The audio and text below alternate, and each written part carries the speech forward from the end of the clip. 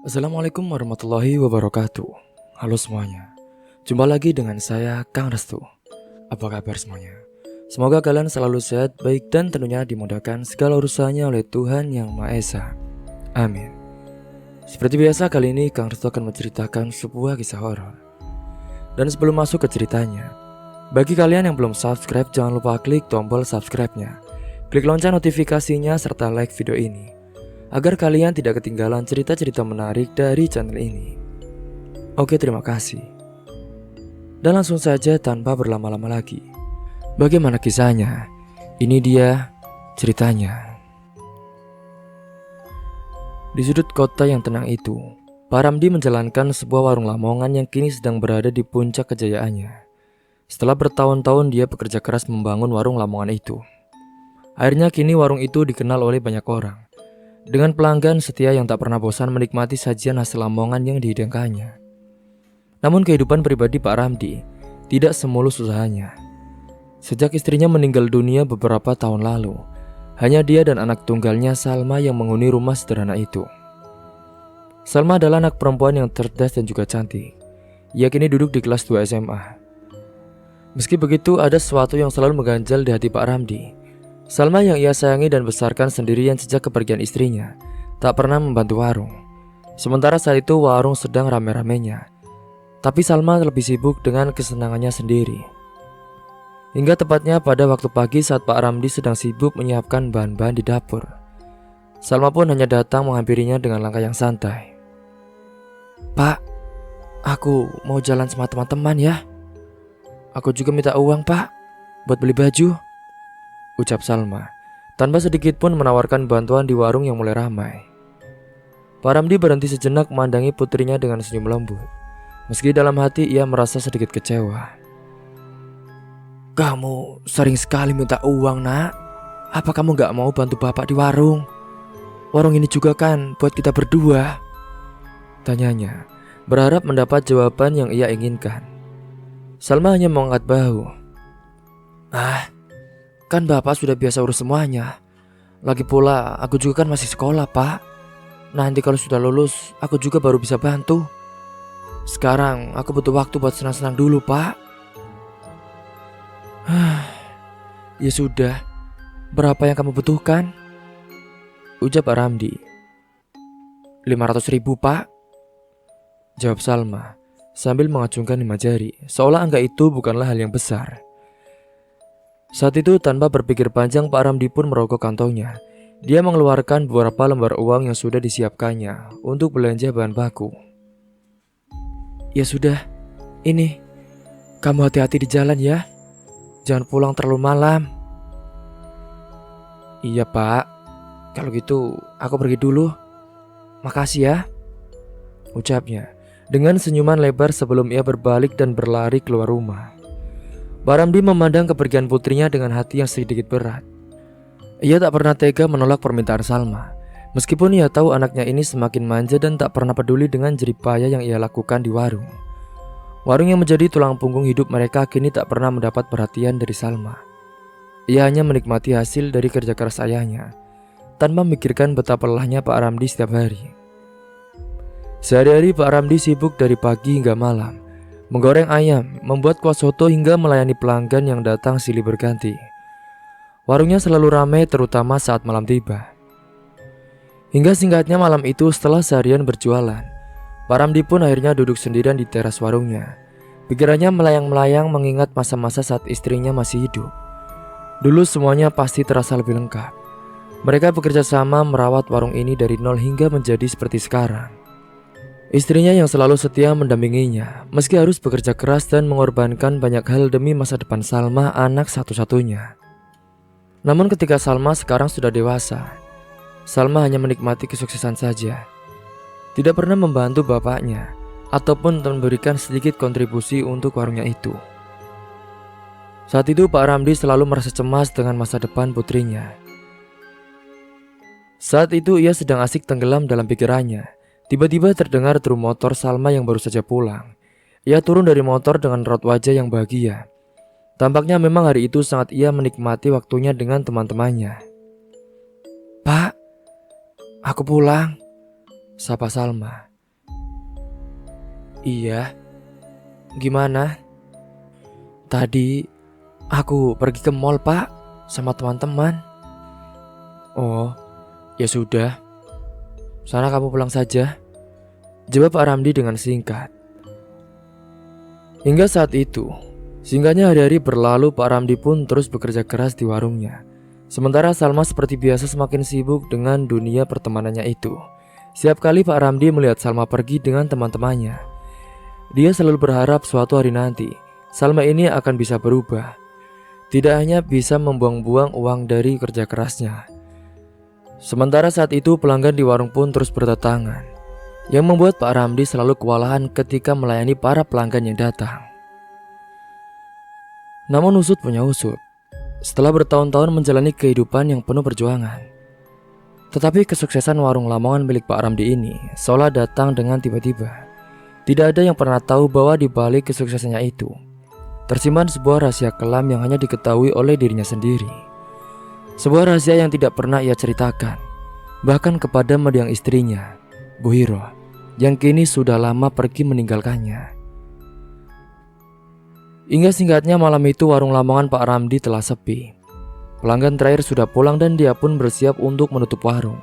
Seperti biasa sebelum benar-benar mematikan semua lampu, Pak Ramdi selalu masuk ke sebuah gudang kecil di belakang warung.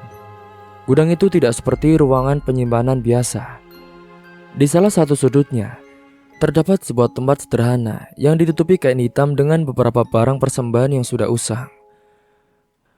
Pak Ramdi menatap meja itu dengan tatapan kosong.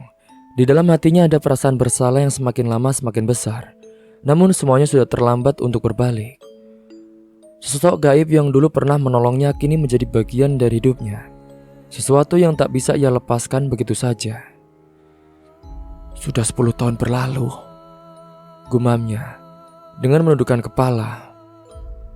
Iro, maafkan aku. Jadi 10 tahun yang lalu, Pak Ramdi bukanlah pengusaha sukses seperti sekarang. Warungnya sepi, hutang menumpuk dan ia hampir kehilangan segalanya. Bu Iro saat itu selalu mendukung suaminya meskipun hidup mereka sangat sulit. Salma yang masih duduk di bangku SD, dia juga seringkali harus menahan lapar karena tak ada cukup uang untuk makan. Hingga suatu malam yang gelap ketika Pak Ramdi sedang berada di puncak keputusasanya, ia tiba-tiba bertemu dengan seorang pria tua yang aneh di sudut pasar. Pria tua itu menawarkan sesuatu yang membuat bulu kuduknya merinding, yaitu sebuah cara untuk mengubah nasibnya, namun dengan syarat yang tak mudah dan juga mengerikan. Kalau kamu ingin cepat kaya, aku bisa membantumu, ujar pria tua itu dengan suara parau. Pak Ramdi yang saat itu tengah terhimpit oleh hutang dan juga kebutuhan keluarga, dia pun tanpa berpikir panjang langsung mendengarkan tawaran itu. Bagaimana caranya? Tanyanya, meskipun hatinya diliputi rasa takut. Kakek tua itu pun lalu mengeluarkan sesuatu dari balik jubahnya, yaitu selebar kain hitam yang terlihat rapi dan juga sebuah pisau kecil. Kamu bisa melakukan perjanjian, persembahkan sesuatu yang berharga, dan nantinya kekayaan akan mengalir kepadamu. Tapi ingat, ada harga yang harus dibayar dengan sangat besar. Itu bisa juga dengan tumbal nyawa.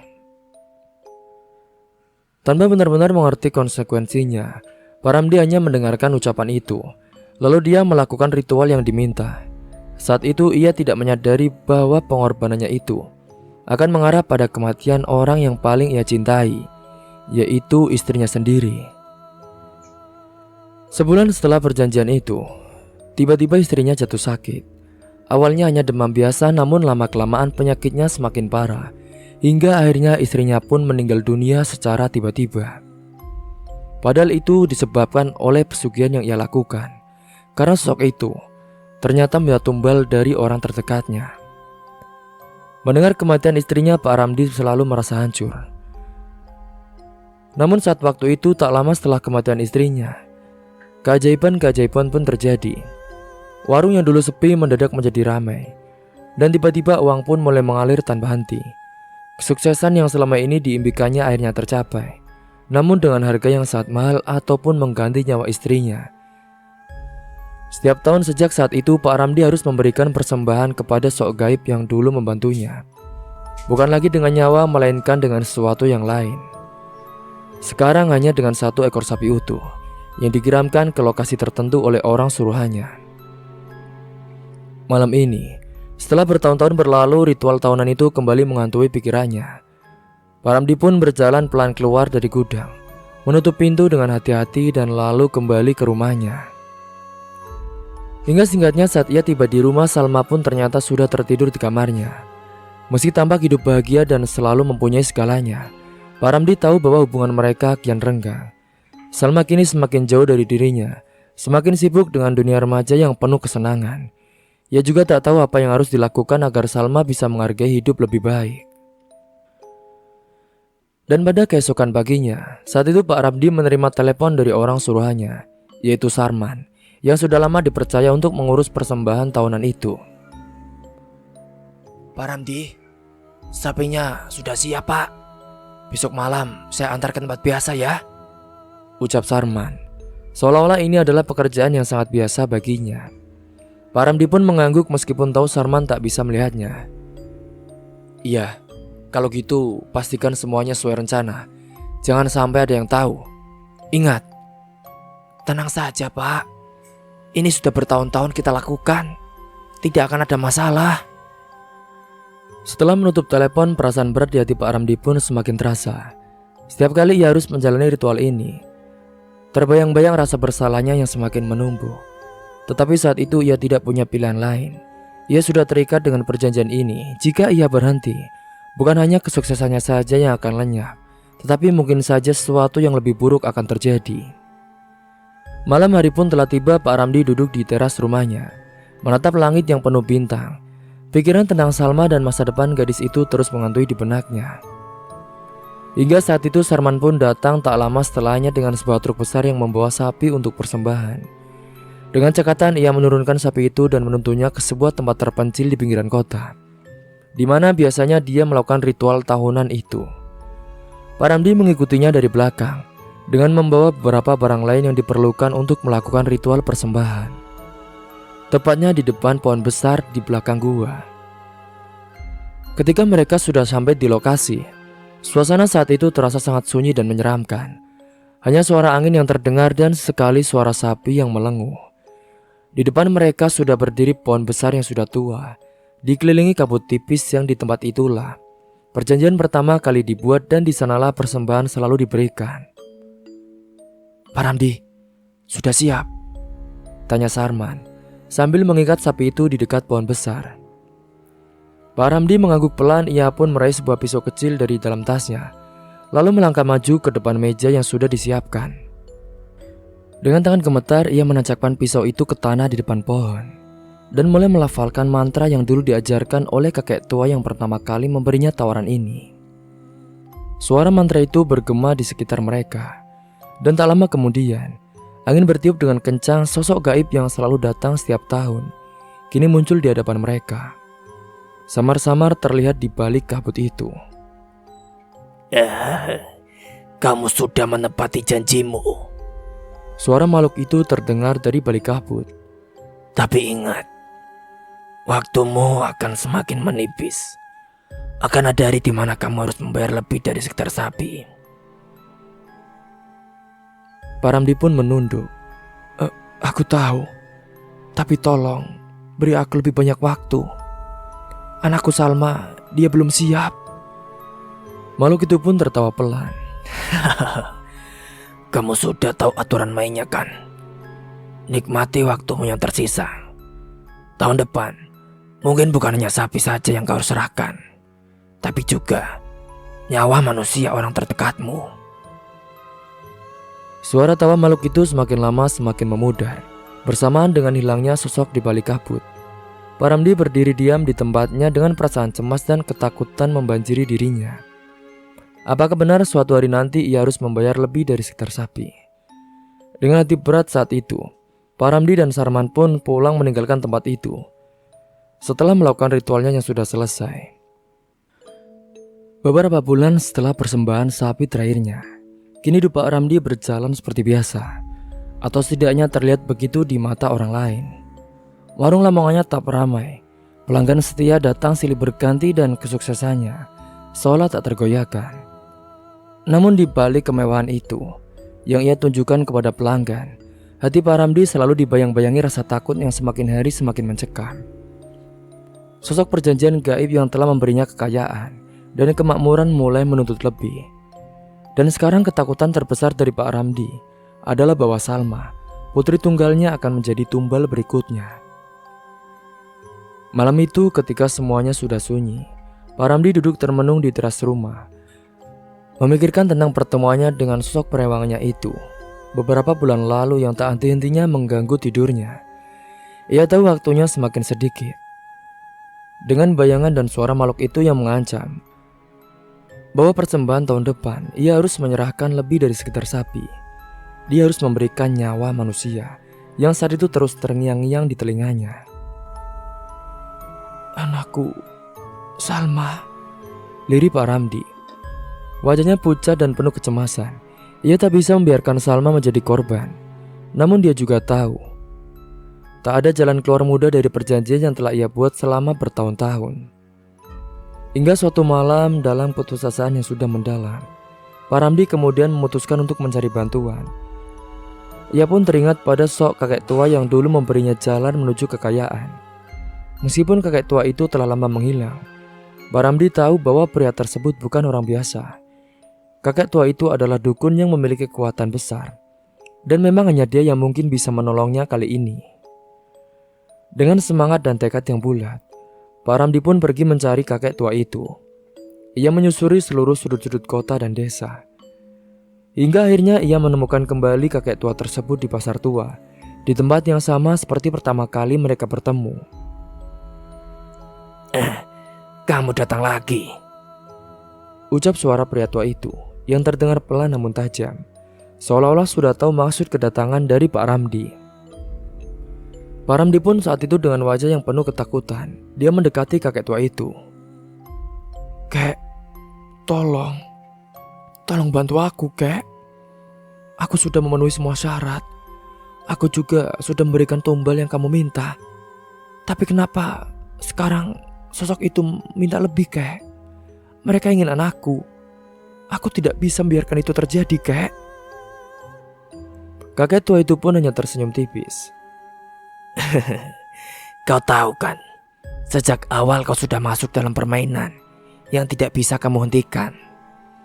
Sekarang kamu sudah mendapatkan kekayaan, dan sekarang kamu harus membayar harganya." "Aku bersedia melakukan apa saja, Kek. Tapi tolong, asal Salma tidak harus menjadi korbannya," ujar Pak Ramdi dengan putus asa. Kakek tua itu pun terdiam sejenak, dengan matanya menatap jauh seolah mempertimbangkan sesuatu. "Baiklah, ada satu cara lagi, tapi caranya tidak mudah. Jika kamu ingin menyelamatkan putrimu dari tumbal, dia harus menikah denganku." Pak Ramdi tercengang mendengar ucapan dari kakek tua itu. Apa maksudmu, Kek? Kenapa menikahkan anakku denganmu?" Kakek tua itu pun hanya tersenyum licik. "Yaitu satu-satunya cara. Jika dia menjadi istriku, dia akan berada di bawah perlindunganku. Dan kamu, tak ada makhluk gaib yang bisa menyentuhnya. Ya tapi jika tidak, aku tidak bisa berbuat banyak. Kamu harus menyerahkannya sebagai tumbal, seperti yang sudah diminta oleh sosok itu." Niat hati ingin meminta pertolongan kepada kakek tua, tetapi Pak Ramdi malah mendapat kabar yang tidak mengenakan hatinya. Rasanya seperti disambar petir. Menikahkan Salma dengan kakek tua itu bukanlah sesuatu yang pernah ia bayangkan. Namun di sisi lain ia melihat ini sebagai satu-satunya jalan untuk menyelamatkan putrinya. Dia juga lupa bahwa dukun adalah suka menipu, tapi dia percaya begitu-begitu saja. "Baiklah, nanti aku akan bicara dengan Salma," jawab Pak Ramdi dengan suara serak. Ia tahu bahwa keputusannya akan menghancurkan hati putrinya. Hingga singkatnya sesampainya di rumah, Pak Ramdi langsung memanggil Salma ke ruang tamu. Gadis itu terlihat bingung, tidak biasa melihat ayahnya begitu serius dan tegang. "Ada apa, Pak? Apa sih yang terjadi?" Tanya Salma. Pak Ramdi lalu menarik nafas dalam-dalam. Ia tahu apa yang akan ia katakan akan mengubah segalanya. Salma, Bapak punya sesuatu yang harus dibicarakan dengan kamu. Salma melihat ayahnya dengan penuh rasa penasaran. Apa, Pak? Kenapa Bapak kelihatan begitu cemas? Bapak ingin bicara sesuatu. Kamu kan sudah Bapak senangkan. Bapak selalu menuruti apa kata-kata kamu. Bapak juga selalu memberikan yang terbaik bagi kamu. Sebenarnya selama ini ada yang Bapak sembunyikan dari kamu, Nak. Jawab Pak Ramdi dengan suaranya rendah dan berat. Bapak sebenarnya pernah membuat perjanjian dengan sosok gaib, Nak. Dulu saat kita terpuruk, Bapak terpaksa melakukan sesuatu untuk membuat warung kita sukses. Tapi ada harga yang harus Bapak bayar dengan sangat besar, Nak. Salma terkejut mendengar pengakuan dari ayahnya. Apa maksud Bapak? Perjanjian apa, Pak? Dengan hati-hati, Pak Ramdi mulai menceritakan semuanya. Perjanjian dengan sosok makhluk gaib, kematian ibunya yang ternyata merupakan bagian dari harga yang harus dibayar ataupun menjadi tumbalnya, serta ancaman bahwa Salma akan menjadi korban tumbal berikutnya. Dan sekarang mereka ingin kamu, Nak. Mereka ingin menjadikan kamu sebagai tumbal. Apa, Pak? Bapak serius? Ini gila, Pak. Pak Ramdi mengangguk dengan matanya penuh dengan rasa bersalah. Bapak tahu, Nak, Bapak salah. Tapi sekarang ada satu cara untuk menyelamatkan kamu, Nak. Hanya satu cara. Kamu harus menikah dengan kakek tua, seorang dukun yang membuat perjanjian dengan Bapak. Jika kamu menikah dengannya, kamu akan aman, Nak. Tidak ada yang bisa menyentuh kamu. Salma mundur tak percaya dengan apa yang didengarnya. Menikah dengan seorang dukun, Pak? Seorang kakek tua? Bapak sudah gila. Mana mungkin aku melakukannya, Pak? Tapi Salma, ini satu-satunya cara. Kalau kamu tidak melakukannya, maka sosok itu akan mengambil nyawamu. Kamu harus percaya sama Bapak ya, Nak. Ini demi keselamatanmu. Aku tidak peduli, Pak. Aku lebih baik mati daripada menikah dengan pria yang bahkan tidak aku kenal. Ucap Salma dengan mulai menangis. Namun Pak Ramdi semakin mendesak, bahkan sekarang mengancam. Kalau kamu tidak mau, Bapak tidak akan memberikan kamu apapun lagi. Tidak ada uang, tidak ada fasilitas apa-apa. Kamu akan kehilangan semua yang selama ini kamu nikmati. Ancaman itu membuat Salma terdiam. Namun ia tahu bahwa tanpa dukungan ayahnya, maka hidupnya akan sangat sulit. Hingga setelah beberapa saat dalam keheningan, akhirnya dengan suara yang bergetar Salma pun berkata, Baiklah, Pak. Kalau itu memang satu-satunya cara, aku akan melakukannya, Pak. Beberapa minggu kemudian, Salma dipaksa untuk menikah dengan kakek tua itu. Hingga singkatnya pernikahan pun berlangsung sederhana dan tanpa banyak keramaian. Salma menerima nasibnya dengan hati yang hancur. Namun ia tetap berharap bahwa ini akan menjadi jalan untuk menyelamatkan nyawanya. Namun apa yang tidak diketahui oleh Salma adalah bahwa pernikahan itu hanyalah tipu daya belaka. Dukun itu setelah mendapatkan apa yang ia inginkan, sama sekali tidak berniat melindungi Salma. Bagi dukun itu, dia hanya ingin menikmati tubuh dari Salma, gadis muda yang menggoda dan cantik itu. Serta pernikahan hanyalah cara untuk memperdaya Pak Ramdi dan memuaskan keinginan gelapnya. Setelah beberapa minggu, ketika Salma sudah benar-benar terjebak dalam pernikahan itu, kakek tua tersebut itu mengungkapkan niat aslinya kepada Pak Ramdi. Ramdi, kau bodoh kalau mengira ini akan menyelamatkan putrimu. Setelah aku puas menikmati tubuh anakmu, Salma akan tetap menjadi tumbal. Tidak ada yang bisa kau lakukan untuk mengubah takdirnya. Kata pria itu dengan tawa sinis. Pak Ramdi pun terpana. Dia kaget. Hatinya terasa hancur berkeping-keping. Selama ini ia mengira bahwa ia telah menyelamatkan anaknya. Namun ternyata semuanya sia-sia. Salma tidak hanya akan kehilangan kebebasannya, tetapi juga dia akan kehilangan nyawanya.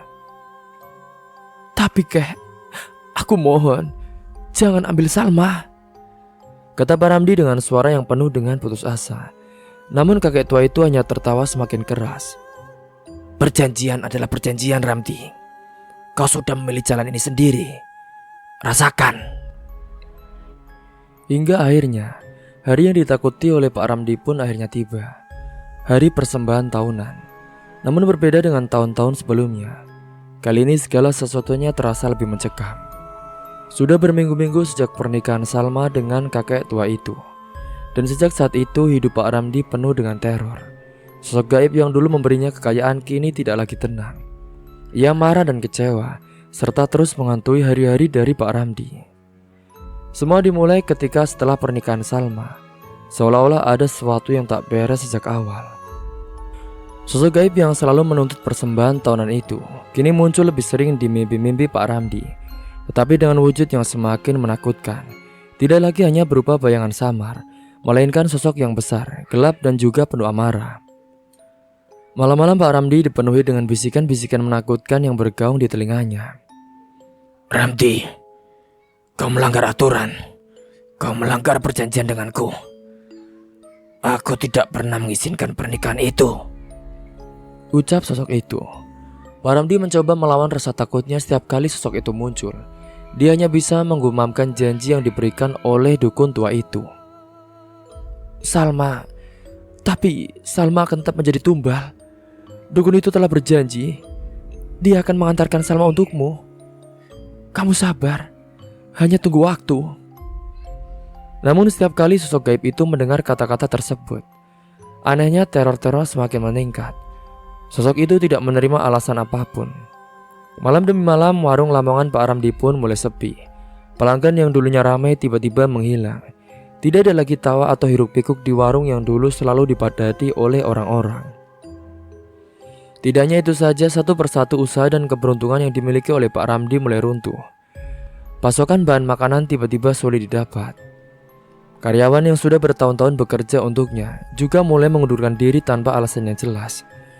Dan di malam-malam tertentu, bahkan seluruh warungnya terasa diguncang oleh kekuatan tak kasat mata. Piring-piring pecah sendiri, lampu padam tiba-tiba, dan suara langkah kaki berat terdengar di atap rumahnya. Ramdi, tidak ada ampun untukmu. Kau telah melanggar aturan. Bisikan itu semakin sering muncul di telinganya. Pak Ramdi tahu waktunya semakin dekat. Sosok perjanjian gaib itu telah marah besar. Menikahkan Salma dengan dukun tua ternyata bukanlah solusi yang diterima.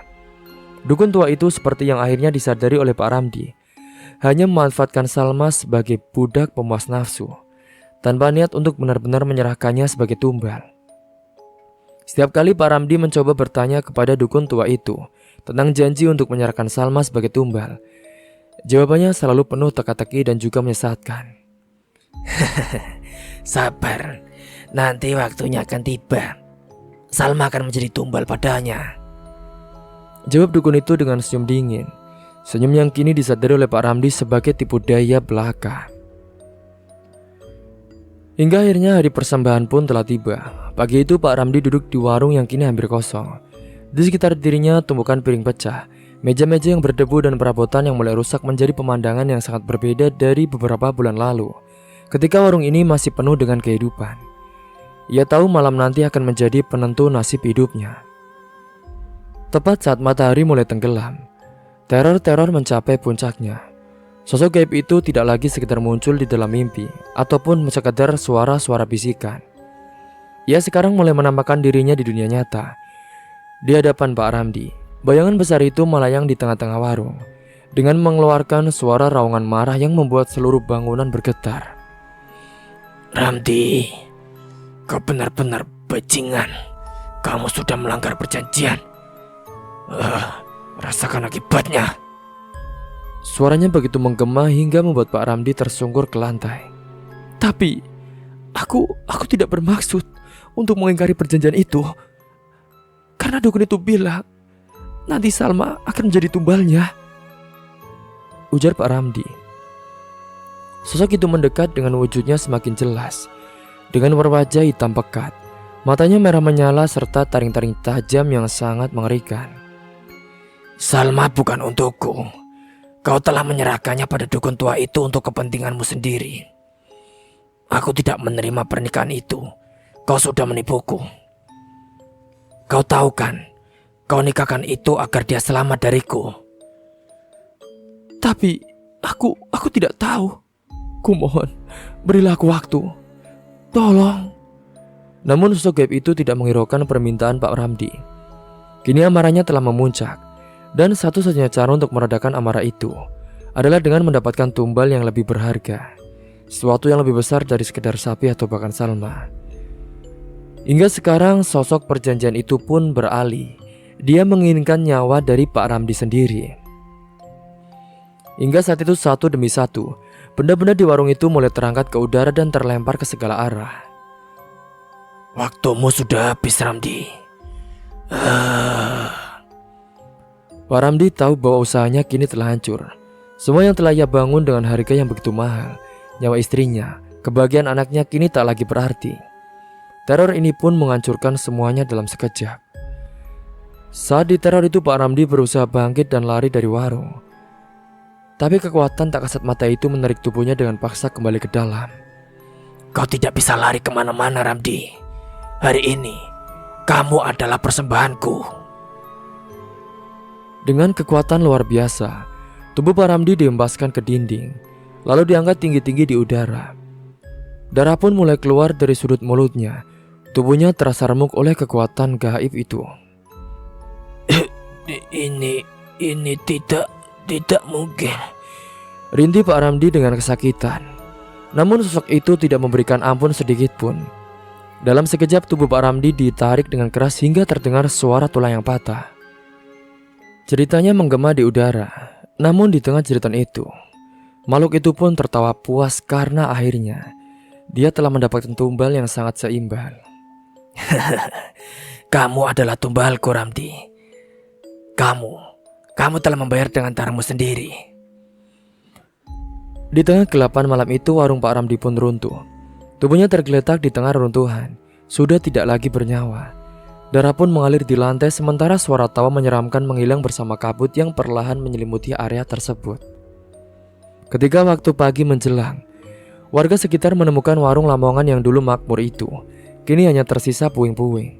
Tidak ada jejak pelanggan, tidak ada jejak Pak Ramdi, kecuali melihat tubuhnya yang sudah terbaring kaku, hancur dengan cara yang tak bisa dijelaskan oleh akal manusia.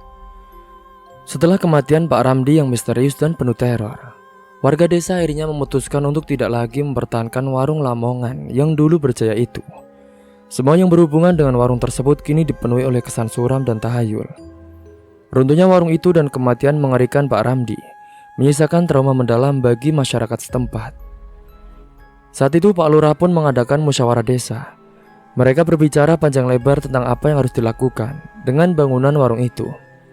Banyak yang percaya bahwa tempat itu telah dikutuk dan menjadi sumber dari semua kejadian mengerikan yang telah menimpa keluarga Pak Ramdi. Kita tidak bisa membiarkan tempat itu tetap berdiri. Sudah jelas ada sesuatu yang salah di sana. Kalau kita biarkan, siapa tahu apa yang akan terjadi selanjutnya, ujar salah satu warga saat pertemuan berlangsung. Semua orang pun sepakat. Keputusan pun diambil untuk merubuhkan warung tersebut. Beberapa minggu setelah pemakaman Pak Ramdi, alat-alat berat datang dan mulai meratakan warung itu dengan tanah. Tidak ada upacara besar-besaran, hanya para pekerja yang dengan hati-hati menghancurkan bangunan yang pernah menjadi simbol kemakmuran, tapi juga simbol keserakahan dan kebodohan manusia dalam mengejar kekayaan dengan cara yang salah. Setelah puing-puing bersih, tanah itu kini tidak dibiarkan kosong.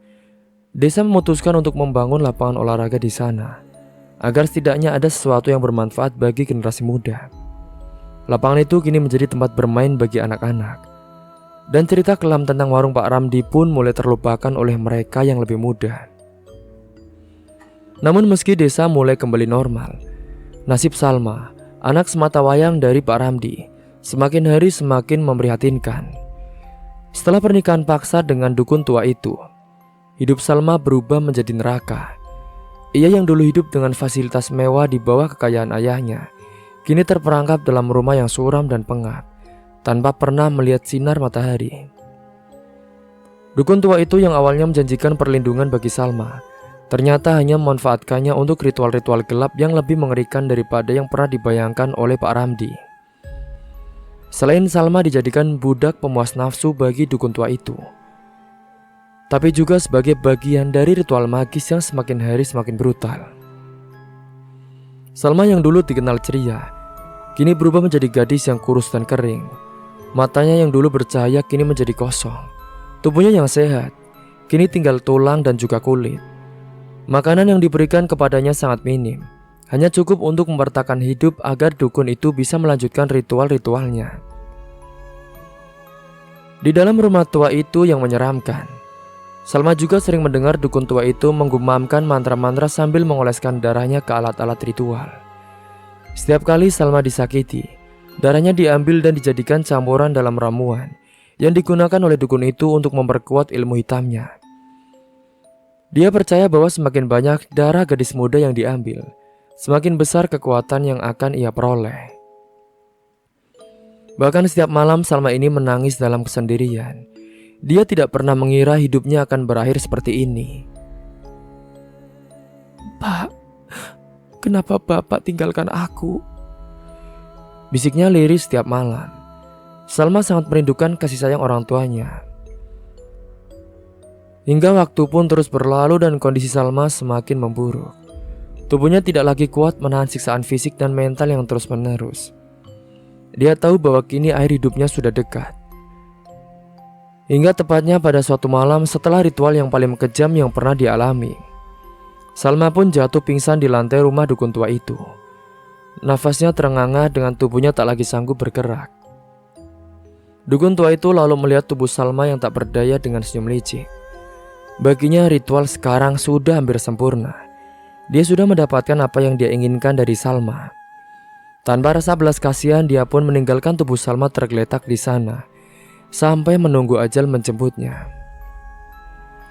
Dan dalam detik-detik terakhir hidup dari Salma, dia merasakan nyawa yang perlahan meninggalkan tubuhnya. Matanya yang redup memandang ke langit-langit ruangan gelap itu. Dan singkatnya pada keesokan paginya, tubuh Salma telah ditemukan sudah tak bernyawa oleh salah satu pembantu dukun tua itu. Kini wajah Salma terlihat damai, meski tubuhnya hancur akibat penderitaan yang panjang. Tubuh Salma pun lalu dibawa ke pemakaman desa untuk dimakamkan di samping kuburan ayah dan ibunya yang telah menjadi korban atas pesugihan yang dilakukan oleh ayahnya. Saat itu hanya beberapa orang yang hadir di pemakaman itu. Sebagian besar dari mereka adalah warga yang merasa iba atas nasib tragis yang menimpa keluarga Pak Ramdi. Hingga pemakaman Salma pun berlangsung sunyi. Tidak ada suara tangisan atau doa panjang, hanya bunyi tanah yang dilemparkan ke dalam liang lahat. Di sana di antara nisan ayah dan ibunya, Salma beristirahat dalam damai. Nasibnya yang tragis menjadi pengingat bagi warga desa tentang bahayanya keserakahan dan cara-cara gelap untuk mendapatkan kekayaan. Setelah kematian Salma, desas-desus tentang dukun tua itu pun mulai menyebar di kalangan masyarakat. Banyak yang percaya bahwa dukun tersebut telah menggunakan Salma sebagai bagian dari ritual ilmu hitam yang sangat jahat. Namun seperti halnya semua cerita mistis, tidak ada bukti yang konkret yang bisa membuktikan apa yang sebenarnya terjadi. Dukun tua itu sendiri menghilang tak lama setelah kematian Salma, meninggalkan rumah tuanya yang kosong dan juga penuh misteri. Bahkan sekarang, warga desa pun tidak pernah menemukan jejaknya lagi. Ada yang bilang dia melarikan diri ke desa lain untuk melanjutkan ritual-ritual sesatnya. Ada juga yang percaya bahwa dia telah mendapatkan hukuman dari dunia gaib yang selama ini dia coba kuasai. Namun satu hal yang pasti, cerita tentang keluarga Pak Ramdi dan kutukan yang menimpa mereka akan selalu menjadi bagian dari sejarah desa itu. Kini warung yang dulu sangat makmur telah berubah menjadi lapangan. Dan kini di sana banyak anak-anak yang bermain dengan riang, tertawa tanpa mengetahui di bawah-bawah kaki mereka pernah berdiri tempat yang penuh dengan kegelapan dan juga keserakahan. Namun bagi mereka yang pernah menyaksikan kejadian mengerikan itu, kisah tentang Pak Ramdi, Salma dan juga perjanjian sesat akan selalu menjadi pengingat bahwa tidak ada kekayaan atau kesuksesan yang layak didapatkan dengan cara-cara yang kotor dan jahat. Karena apa yang datang dari kesesatan pasti akan membawa kehancuran. Semoga kita semua bisa mengambil hikmah dan pelajaran dari kisah ini. Mungkin itu saja yang dapat saya sampaikan. Kurang lebihnya mohon maaf apabila ada salah kata ataupun ucapan yang kurang berkenan bagi kalian semua. Sampai jumpa di cerita selanjutnya. Akhir kata, wassalamualaikum warahmatullahi wabarakatuh.